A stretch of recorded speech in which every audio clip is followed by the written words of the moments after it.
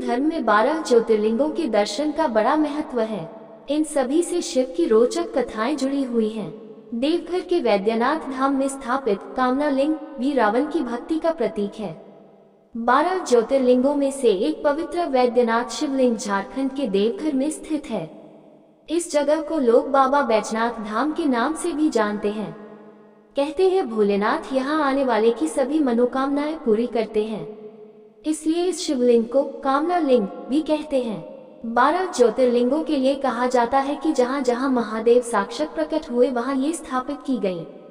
इसी तरह पुराणों में वैद्यनाथ ज्योतिर्लिंग की भी कथा है जो लंकापति रावण से जुड़ी है। बाबा बैजनाथ धाम की कथा।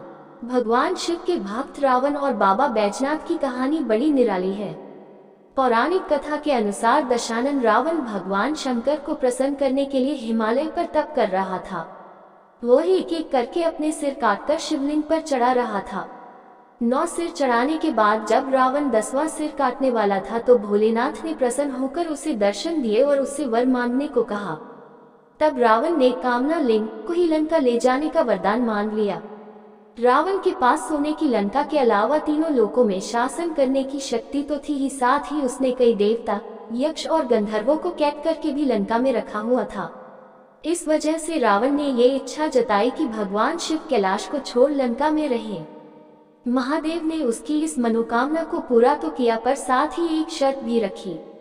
उन्होंने कहा कि अगर तुमने शिवलिंग को रास्ते में कहीं भी रखा तो मैं फिर वहीं रह जाऊंगा और नहीं उठूंगा। रावण ने शर्त मान ली। इधर भगवान शिव की कैलाश छोड़ने की बात सुनते ही सभी देवता चिंतित हो गए। इस समस्या के समाधान के लिए सभी भगवान विष्णु के पास गए। तब श्री हरि ने लीला रची। भगवान विष्णु ने वरुण देव को आचमन के जरिए रावण के पेट में घुसने को कहा। इसलिए जब रावण आचमन करके शिवलिंग को लेकर श्रीलंका की ओर चला तो देवघर के पास उसे लघु शंका लगी। ऐसे में रावण एक ग्वाले को शिवलिंग देकर लघु शंका करने चला गया। कहते हैं उस बैजू नाम के ग्वाले के रूप में भगवान विष्णु थे।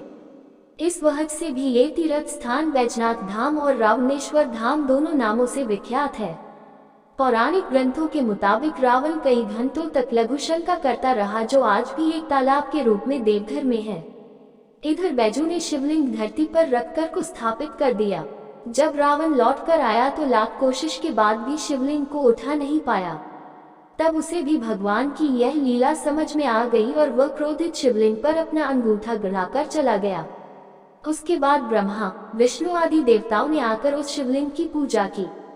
शिवजी का दर्शन होते ही सभी देवी देवताओं ने शिवलिंग की उसी स्थान पर स्थापना कर दी और शिव स्तुति करके वापस स्वर्ग को चले गए। तभी से महादेव कामना लिंग के रूप में देवघर में विराजते हैं। ऐसे ही रोचक जानकारी के लिए हमारे चैनल को सब्सक्राइब और लाइक करना ना भूलें। ओम नमः शिवाय।